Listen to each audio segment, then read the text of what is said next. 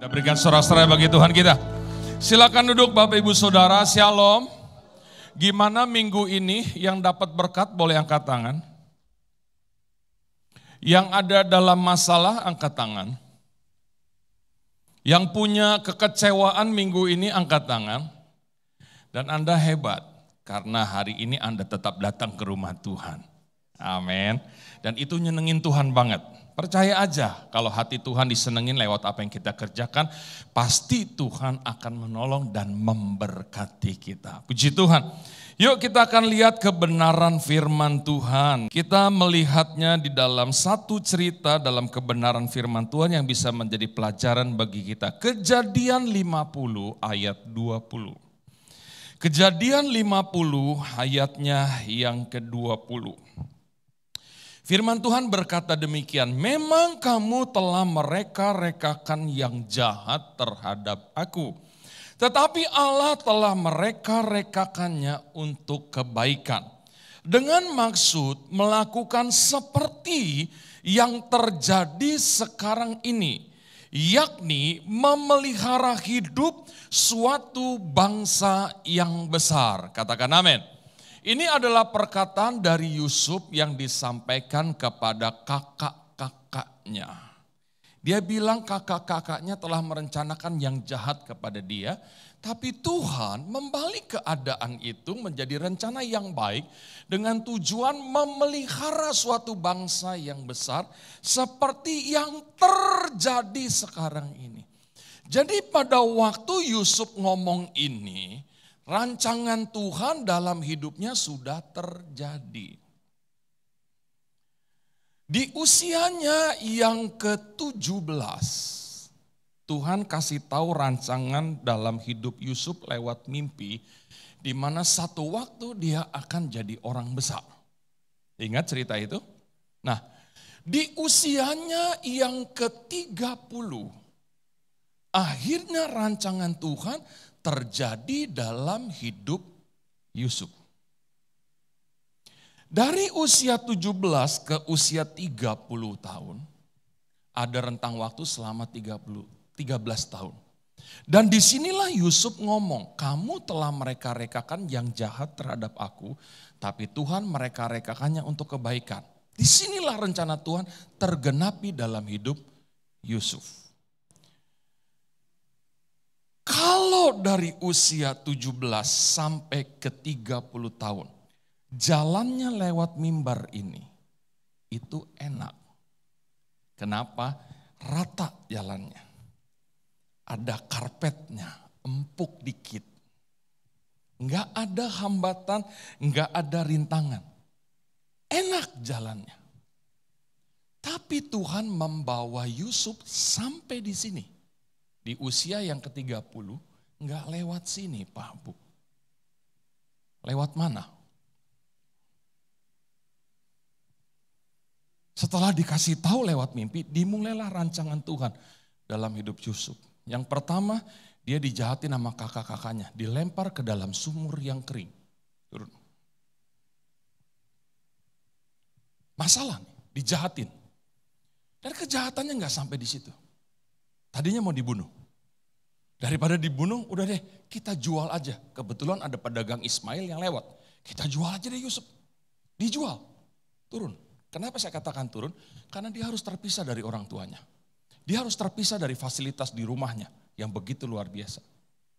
Lalu dia dijual jauh, jalan. Setahap demi setahap, dia lewatin jalannya. Dibeli oleh Potifar, kerja di rumah Potifar. Terus kena masalah lagi, difitnah oleh istri Potifar. Masuk ke dalam penjara. Seorang budak masuk dalam penjara, kelar hidupnya. Enggak ada hukum yang menentukan seorang budak kalau dia bikin salah berapa tahun harus dihukum. Enggak, semuanya tergantung dari majikannya. Kalau majikannya bilang penjara dia seumur hidup, maka seorang budak akan seumur hidup dalam penjara. Tapi saudara, perhatikan. Dari saya turun tangga, sampai saya jalan ke sini, ujung-ujungnya saya nyampe di mana? Di sini. Di mana saya berdiri di atas mimbar, di mana disinilah rancangan Tuhan terjadi dalam hidup Yusuf. Peristiwa demi peristiwa yang gak enak membuat Yusuf nyampe juga di posisi ini. Di janji Tuhan terjadi dalam hidupnya. Dan Tuhan pakai satu momen di mana raja bermimpi dan tidak ada seorang pun yang bisa mengartikan mimpinya. Maka teringatlah seseorang bahwa Yusuf bisa mengartikan mimpi. Dipanggillah Yusuf ke istana raja. Lihat, dari tempat yang paling dalam, di dalam penjara, Tuhan bisa angkat Yusuf. Sampai pada akhirnya Yusuf sampai juga di sini. Amin. Nah, banyak orang lewat jalannya Yusuf nggak terima, marah, kecewa, komplain, bersungut sama Tuhan. Dan akhirnya mereka jauh daripada Tuhan. Akhirnya mereka kehilangan kepercayaan dari Tuhan. Mereka tuh maunya jalan sini, mau insan, mau enak, saudara. Tapi Tuhan nggak bawa semua orang mengalami hal yang enak, saudara. Kadang-kadang Tuhan mengizinkan masalah, peristiwa, kesusahan, kekecewaan, kerugian, saudara, terjadi dalam hidup kita. Tapi kalaupun itu sedang terjadi, kita nggak pernah sendiri. Tuhan tetap ada bersama dengan kita. Jalani jalan yang harus kita kerjakan karena kita tahu malam ini Tuhan ada bersama dengan kita dalam setiap peristiwa di hidup kita. Dan setiap peristiwa di hidup kita kalau kita jalani bersama dengan Tuhan, penuh dengan ucapan syukur, saudara, tetap akan membawa kita ujung-ujungnya sampai di dalam rancangan Tuhan. Yang sudah diberitahu oleh firman Tuhan. Jalan hidup orang benar itu naik dan bukan turun, jadi kepala dan bukan jadi ekor. Aku tahu rancangan-rancangan apa yang ada padaku mengenai kamu. Bukan rancangan kecelakaan, tapi rancangan yang membawa damai sejahtera. Kita tahu rancangan Tuhan. Pasti terjadi dalam hidup kita. Karena apa yang dia katakan, apa yang dia firmankan, itu pasti dia kerjakan. Jadi jalani saja. Proses demi proses. Peristiwa demi peristiwa. Karena itu sedang membawa kita sampai di sini. Tunggu momennya Tuhan. Dia akan angkat kita. Maka kitab Samuel bilang apa? Tuhan bisa membuat seseorang jadi kaya, tapi Tuhan juga bisa membuat seseorang jadi miskin. Tuhan bisa meninggikan seseorang dari dalam lumpur. Dari dalam lumpur Tuhan angkat dan ditaruh di tempat yang paling terhormat, paling atas. Tapi Tuhan juga bisa membuat seseorang yang tadinya ada di atas, dibikin di paling bawah. Semua ada di dalam kendalinya Tuhan. Amin, saudara. Semua ada di dalam kekuasaannya Tuhan. Maka tadi saya bilang, siapa yang alami kekecewaan minggu ini, siapa yang alami masalah, dan ada beberapa orang yang angkat tangan. Dan saya bilang, Anda hebat. Karena setiap kekecewaan yang Anda alami, setiap masalah, mungkin ada kerugian, mungkin Anda menangis di minggu ini, tapi tetap membawa Anda ada di rumah Tuhan. Itu nyenengin Tuhan. Dan tunggu Tuhan punya momen dalam hidup Anda. Untuk menghapus air mata Anda menjadi mutiara, menjadi permata. Anda sekarang sedang mengenakan kain kabung. Nanti Tuhan akan ganti dengan tari-tarian. Itu Tuhan. Nah, untuk bisa menjalani hari-hari dalam hidup Yusuf, ada 4 hal yang Yusuf miliki dalam hidupnya yang juga harus kita miliki. Supaya kita kuat dalam proses demi proses di hidup kita. Yang pertama, Yusuf itu punya moral yang baik. Kalau kita pelajari cerita tentang Yusuf dalam Kejadian pasal 39, ayatnya yang ke-7 dan seterusnya, di situ disampaikan bahwa Yusuf itu melaporkan kejahatan kakak-kakaknya. Saudara mulai dari ayat 2, Kejadian 37 ayat 2. Ketika ayahnya berkata, Yusuf pergi kamu temuin kakak-kakakmu bawa makanan. Dan ketika Yusuf ada di ladang, dia lihat kakak pertama mungkin mabuk-mabukan, kakak kedua lagi main judi, kakak yang ketiga lagi ngerokok, lagi ngapain. Dan setelah dia lihat itu, dia pulang. Dan dikasih tahu sama ayahnya, ayah kakak paling sulung mabuk-mabukan, mereka lagi main judi, mereka ngerokok. Maka waktu mereka pulang sampai di rumah, dimarahin sama bapaknya. Dan waktu mereka dimarahin, mereka udah tahu siapa yang lapor. Siapa? Pasti si Yusuf nih. Pasti si Yusuf yang laporin. Pak, Bu, kalau Yusuf juga bikin jahat, kalau Yusuf juga mabok-mabokan, kalau Yusuf juga ngerokok contohnya, mereka akan bilang gini, jangan cuman kami dong yang dimarahin ayah. Yusuf juga ngerokok, Yusuf juga mabok-mabokan, marahin juga dong dia. Kenapa cuman kami yang dimarahin? Mereka akan berkata seperti itu. Tapi mereka nggak bisa ngomong begitu. Karena Yusuf tidak melakukan kejahatan seperti yang dilakukan oleh kakak-kakaknya. Moralnya Yusuf beda. Menurut Michelle Borba, apa itu kecerdasan moral? Kecerdasan moral adalah kemampuan seseorang untuk membedakan mana yang benar dan mana yang salah berdasarkan etika yang ada dan menerapkannya dalam tindakan. Itu menurut Michelle Borba.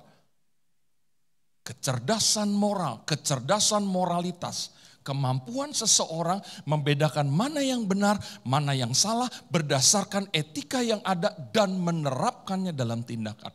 Ada banyak anak Tuhan yang cuma tahu membedakan mana yang benar, mana yang salah. Dia tahu ini benar, dia tahu ini salah. Tapi tidak menerapkannya dalam tindakan.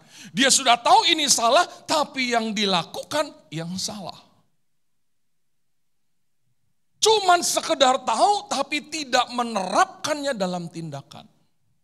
Itu bukan kecerdasan moral. Yusuf tahu yang dilakukan kakak-kakaknya itu jahat. Dia tahu mana yang benar, mana yang salah. Berdasarkan etika yang diajarkan bapaknya.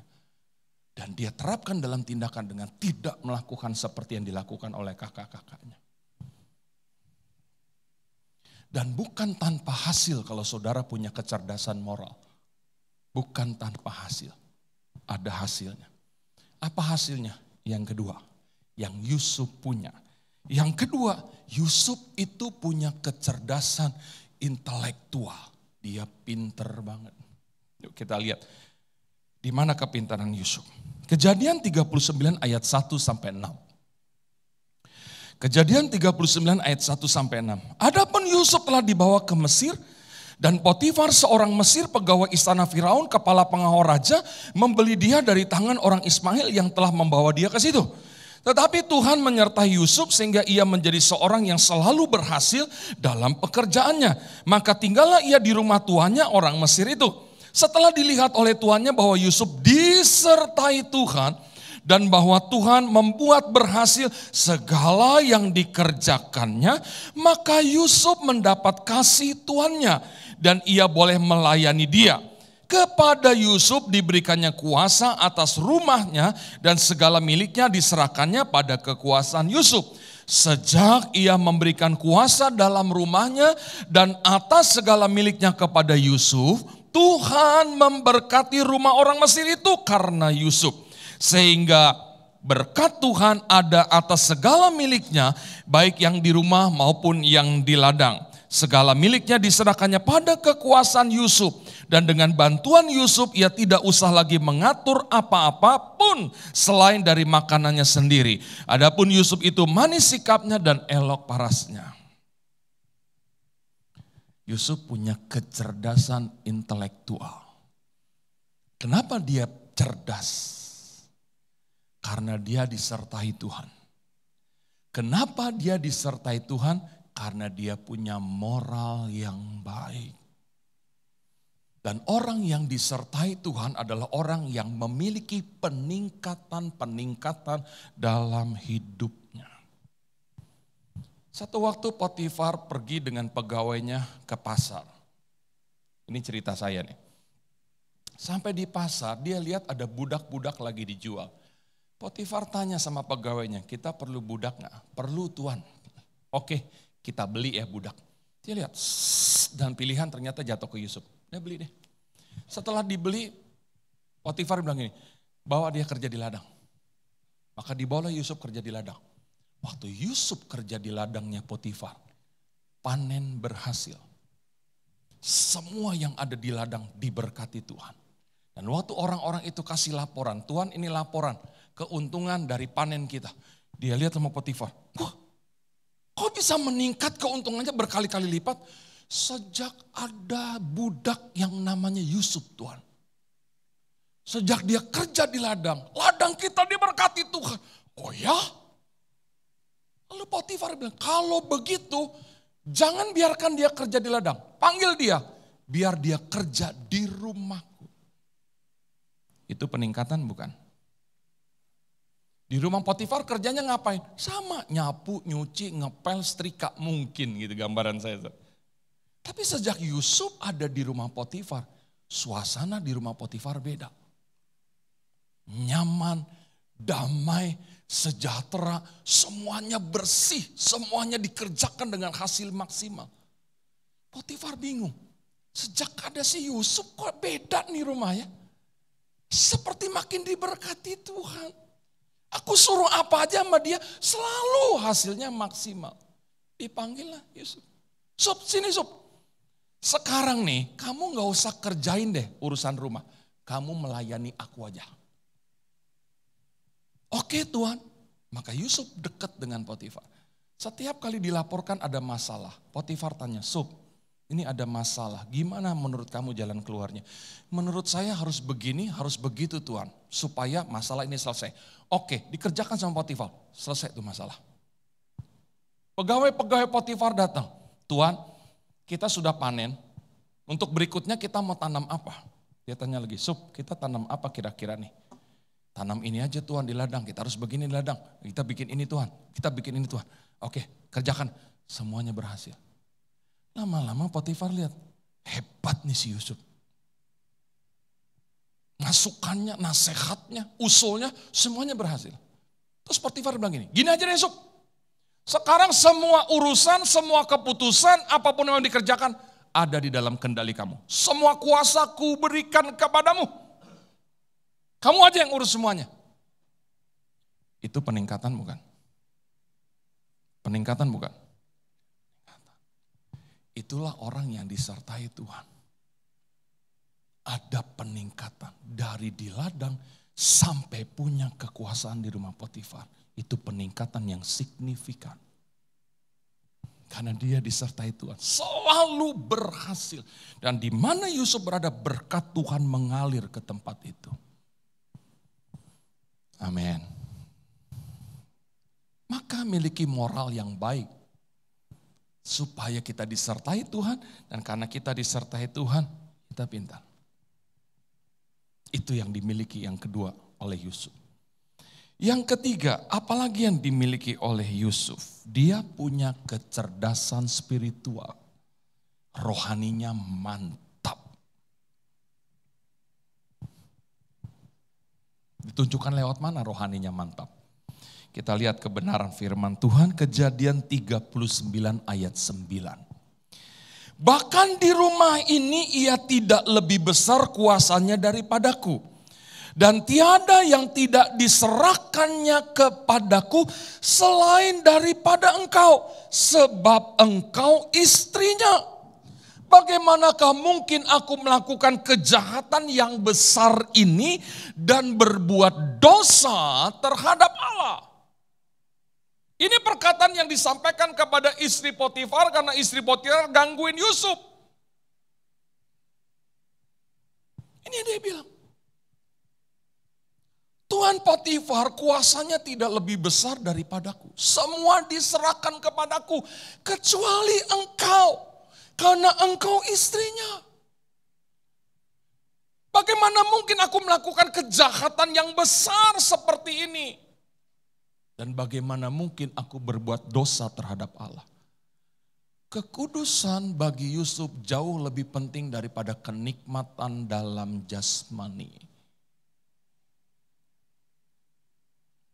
Kenapa Yusuf bisa punya kekuatan menolak godaan istri Potifar? Saya percaya istri Potifar itu cantik. Yang setuju, katakan amin. Yang ragu-ragu, katakan amin.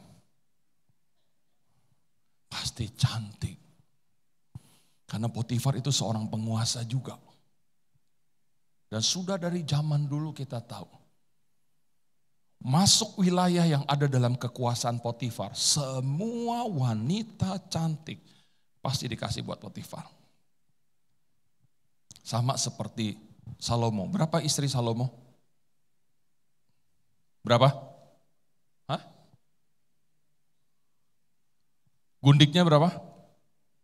Udah kalau bingung mana yang 700, mana yang 300, totalnya aja deh. 1000. Saya pernah ikut tur ke Beijing, lalu kita masuk ke istana kaisar, istana raja. Kita masuk, lihat salah satu kamar, selir raja. Kamarnya gede, kita lihat. Lalu tour guide bilang begini, apakah Bapak Ibu mau lihat 1000 kamarnya? Saya katakan, enggak usah, capek. Karena ada 1000 kamar di tempat ini, untuk 1000 selir wanita dari raja. Pasti. Tapi karena Yusuf pinter dan punya iman rohani yang kuat, dia hitung. Kalau gua terima ajakan istri Potifar, gua dapat apa? 1, dia akan lebih disayang. Udah dapat kesayangan Potifar, disayang lagi sama istri Potifar. Yang kedua, dia dapat kuasa dari Potifar dan dia juga akan dapat fasilitas yang lebih lagi dari istrinya. Saya percaya dia minta apa aja pasti istri Potifar kasih. Dia dapat sesuatu. Setelah dia hitung lagi yang berikutnya. Kalau aku lakukan yang itu, kalau aku terima godaan istri Potifar, bagaimana dengan Tuhan? Apa yang terjadi dalam hidupku? 1, dia akan kehilangan penyertaan Tuhan. Dia tahu itu, dia kalkulasi.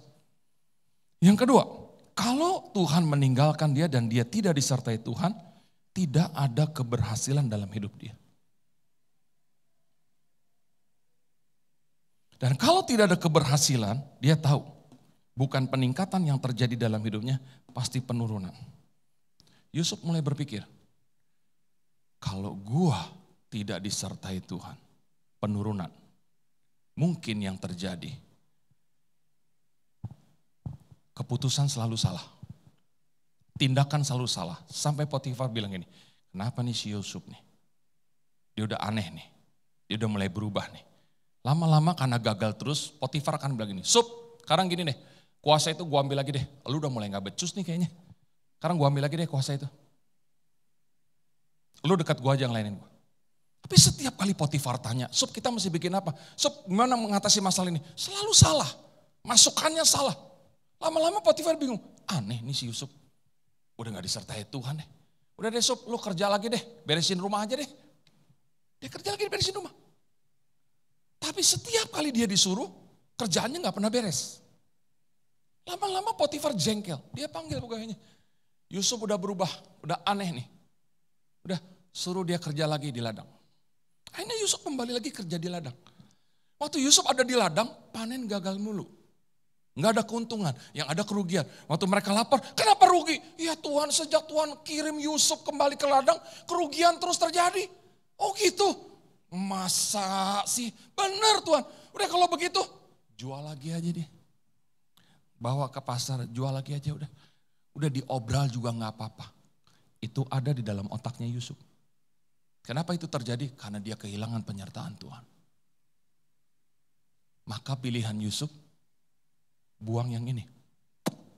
Kekudusan jauh lebih penting bagi Yusuf. Maka dia ngomong gitu, bagaimana mungkin aku melakukan kejahatan yang besar. Dan melakukan dosa terhadap Tuhan. Rohaninya mantap. Berani berkata tidak kepada sesuatu yang akan merugikan hidupnya. Kita harus punya ini. Amin. Sekalipun ketika kita berkata tidak ada keuntungan yang kita dapat. Tapi nggak usah pusing. Itu dianggap kebenaran di hadapan Tuhan. Mari kita kalkulasi segala sesuatu. Ketika kita mau lakukan sesuatu, untungnya apa nih? Ruginya apa nih? Aduh kalau aku lakukan ini, yang baik dari Tuhan, yang selama ini aku terima, aduh hilang nih. Silakan nih kalau aku kehilangan yang baik daripada Tuhan. Aduh kalau aku kehilangan penyertaan Tuhan, habis nih aku. Udah kita tolak. Maka perlunya ibadah itu seperti itu. Imanmu diperkuat. Rohanimu diperdalam. Maka jangan pernah hari Minggu gak ke gereja. Disinilah kita dapat nasihat. Disinilah kita dapat teguran. Disinilah kita dimotivasi oleh Tuhan untuk mempertebal iman kita. Dunia makin jahat. Ada banyak perkara yang akan menggoncangkan iman kita, rohani kita. Yang akan membuat kita jatuh nanti pada akhirnya. Dan kehilangan segala yang baik. Maka kalkulasi segala sesuatunya. Berani berkata tidak. Haleluya saudara. Yusuf punya ini. Kalau dia gak punya ini, gak nyampe rancangan Tuhan dalam hidup dia. Bukan Tuhan yang gagal mewujudkan rancangannya yang udah terlanjur dikasih tahu sama Yusuf. Tapi Yusuflah yang gagal membuat rancangan Tuhan yang luar biasa itu terjadi dalam hidupnya. Bukan Tuhan, Tuhan gak pernah gagal. Ada pujiannya kan, dia tak pernah gagal karena dia Allah. Dia bukan manusia, dia Allah. Beda sama kita, kita banyak gagalnya. Dia punya ini. Dan yang terakhir yang dipunya oleh Yusuf, dia punya kecerdasan emosional. Emosinya bisa dia kontrol. Dari mana kita tahu Yusuf punya kecerdasan emosional? Ketika dia ketemu kakak-kakaknya. Ketika dia lihat, ini dia nih kakak-kakak gua nih. Yang dulu jahat sama gua, sekarang mampus loh. Gua balas apa yang lo lakukan. Tapi Yusuf gak begitu. Kakak-kakaknya kaget, ya si Yusuf udah jadi penguasa. Habis nih kita nih. Maka dia bilang, demi nama ayah kita jangan engkau mencelakakan kami. Yusuf bilang, enggak ada sedikit pun niat untuk aku membalas kejahatan kepadamu. Kamu telah mereka-rekakan yang jahat kepada aku, tapi Tuhan mereka-rekakan untuk kebaikan. Enggak, malah diajak makan. Dia bisa kontrol emosinya. Maka untuk kita bisa menggenapi rancangan Tuhan, kontrol emosi. Jangan dikit-dikit marah. Jangan dikit-dikit ngegas. Jangan dikit-dikit emosi. Dikit-dikit sumpah serapah. Dikit-dikit ngambek. Gak bisa kontrol perasaan emosi. Saudara, menurut penelitian sebuah klinik, ketika seseorang marah, maka dari tubuh orang itu mengeluarkan satu hormon yang namanya hormon adrenalin. Kalau hormon adrenalin ini keluar dalam jumlah yang pas, hormon adrenalin akan membuat organ-organ di tubuh kita jadi sehat. Jantung sehat, ginjal sehat. Tapi kalau hormon ini keluarnya kebanyakan, maka justru hormon yang kita hasilkan lewat tubuh kita akan merusak organ-organ tertentu di tubuh kita sendiri. Makanya firman Tuhan bilang begini, kalau kita marah, jangan simpan amarah kita sampai matahari terbenam. Supaya hormon adrenalinnya enggak kebanyakan keluar. Karena kebanyakan keluar, rusak organ-organ dalam tubuh kita. Hebat ya Tuhan ya. Dia batasin tuh marah kita. Jangan sampai matahari terbenam. Ntar kelebihan hormon. Dan biasanya seseorang kalau marah jantungnya berdetak lebih cepat. Dan kalau jantungnya sudah berdetak lebih cepat, saudara tekanan darah pasti naik. Dan itu ditandai dengan tangan yang merah dan muka mulai merah kalau orang lagi emosi. Dan ketika mukanya merah, di situ rawan koslet. Ntar ada yang putus nih, pecah pembuluh darah. Yang rugi siapa? Gara-gara apa? Tidak bisa memanage emosi. Emosi hanya akan merugikan. Hendaklah seseorang cepat untuk mendengar, lambat untuk berkata-kata, dan lambat juga untuk marah. Sebab amarah manusia tidak mendatangkan kebenaran di hadapan Tuhan. Maka kalau Anda marah-marah terus, Tuhan gak suka sama Anda.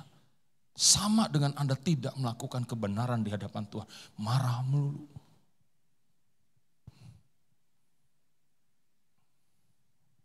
Satu waktu suami istri lagi makan malam bersama.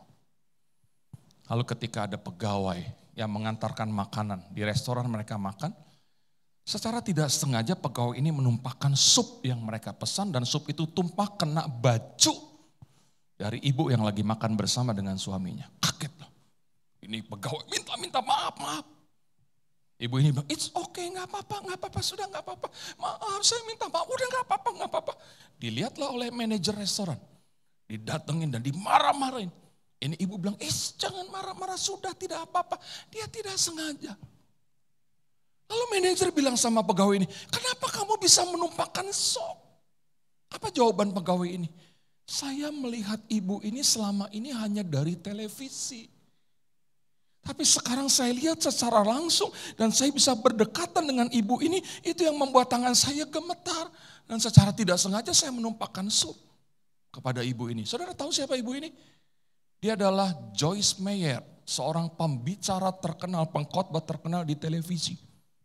Yang khotbah-khotbahnya sangat memberkati banyak orang. Dan ternyata pegawai ini suka dengar khotbah Joyce Meyer dari televisi. Pak, Bu, seandainya Joyce Meyer marah-marah, apa yang terjadi? Cuman jago di mimbar. Ternyata kesehariannya jauh berbeda. Yang jadi berkat. Tidak mendatangkan kebenaran di hadapan Tuhan. Satu waktu saya diundang khotbah di satu gereja. Ibadah kaum pria jam 6, saya udah nyampe di gerejanya jam 5. Parkir depan mobil, gak turun dari mobil. 5 menit kemudian tukang somai datang. Wah, somai nih, makan dulu ah. Saya klakson, saya panggil, buka kaca. Datang, iya Pak, pesen somai dong 1 porsi. Apa aja Pak, campur aja saya bilang. Terus tukang somainya bilang gini, tapi maaf Pak, saya minta waktu 10 menit ya. Kenapa? Kan saya baru datang. Saya nyalain kompor, saya panasin dulu ya somainya ya Pak. Oh gitu, oke. 10 menit, 15 menit, 20 menit, 25 menit. Nggak datang-datang tuh somai. Dan saya lihat dari mobil, itu tukang somai ngobrol. Udah mau naik nih. Cuman saya tekan, gue punya khotbah nih tentang emosional. Saya tekan lagi, jangan naik lu, jangan naik. Saya klakson, tet, buka.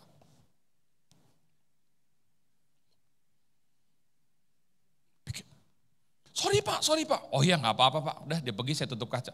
Saya doa, saya tusuk, saya makan. Tek, begitu masuk mulut saya, gak panas dong. Masih dingin, cuman anget doang. Mau naik lagi nih. Karena dia minta 10 menit, ini udah 20 menit. Udah setengah jam, ternyata gak panas. Tekan lagi, jangan naik. Nah, makan aja habisin. Udah selesai, tet, anggit. Begitu dia datang, Pak, katanya mau dipanasin 10 menit, udah setengah jam loh. Gak panas Pak, aduh minta maaf ya. Udah gak apa-apa, biar panas di dalam perut saya aja dah. Berapa? Enggak Pak, Bapak mau ibadahkan di gereja? Iya, semua orang yang mau ibadah, yang makan somai saya tidak bayar. Karena sudah ada seorang Bapak yang akan bayar somai saya berapa porsi. Dalam hati, untung gue gak bayar. Udah ibadah. Selesai ibadah, turun ke bawah, ketemu dengan pengurus kaum pria, ngobrol-ngobrol. Di belakang saya lewat seorang bapak. Pak Pendeta, terima kasih firmannya, Tuhan berkati. Oh ya, Tuhan berkati ya. Begitu saya mau balik lagi, saya lihat lagi tuh bapak lagi turun tangga. Saya lihatin, saya bilang sama pengurus, Pak sorry saya mau tanya, bukannya itu bapak tadi tukang somai yang jualan di depan gereja? Oh iya Pak, dia tukang somai, dia jemaat Pak. Tadi dia ikut ibadah kaum pria loh Pak. Dalam hati, Yesus Tuhan tolong, untung tadi gue gak marah-marah, gara-gara somainya gak panas gitu saudara. Bayangin kalau saya marah-marah saudara, gak jadi berkat. Ya kan begini lihat, ngomong dong, gak sesuai dengan kelakuannya. Kan begitu saudara. Maka kontrol emosi. Amin. Yusuf punya itu. Kalau dia balas kejahatan kakak-kakaknya, tidak mendatangkan kebenaran di hadapan Tuhan. Miliki 4 hal ini, maka peristiwa apapun yang sedang terjadi dalam hidupmu, tunggu, engkau akan kuat menghadapi segala sesuatu. Dan engkau akan punya momen di mana Tuhan akan angkat engkau dan berkati engkau dengan luar biasa. Mungkin hidupmu seperti sebuah per yang lagi ditekan. Sekali, 2 kali, 3 kali, 4 kali, makin ditekan, makin ke bawah. Tapi setelah ada di bawah ketika per itu dilepas, apa yang terjadi? Lompat. Tapi kalau per cuma ditekan sekali, lepas. Apa yang terjadi? Tuing. Cuman begitu. Tuing. Naik bentar jatuh lagi. Tapi kalau ditekan sampai bawah. Mungkin hidupmu seperti sebuah anak panah yang lagi ditarik mundur. Kalau ditarik cuma sedikit dilepas, jatuhnya cuma semeter. Tapi kalau ditarik, tarik, mundur sampai busurnya bengkok. Dan begitu dilepas, dia akan melesat jauh dan ujung-ujungnya kena sasaran. Sama seperti Yusuf, lewatnya situ. Dibawa turun dulu jauh. Tapi peristiwa demi peristiwa membuat dia dekat dengan rancangan Tuhan. Saya nggak tahu apa yang terjadi dalam hidupmu. Tapi yang harus kita tahu bersama, kita nggak pernah sendiri. Tuhan ada bersama dengan kita. Tetap kuat, tetap berharap kepada Tuhan. Dan Tuhan akan punya momen memberkati, mengangkat engkau dengan caranya yang tidak pernah terduga. Tuhan Yesus berkati kita semua. Sekarang terimalah berkat Tuhan. Kasih karunia berlimpah-limpah daripada Allah Bapa dalam Anak yang tunggal Yesus Kristus. Persekutuan yang manis dengan Roh Kudus menyertai saudara sekalian mulai hari ini sampai Tuhan Yesus datang menjemput kita di awan-awan dan bahkan sampai selama-lamanya. Yang percaya bersama-sama katakan amin. Bersyukurlah kepada Tuhan sebab Dia baik, sebab Dia baik. Kawasannya untuk selamanya, kasih setianya,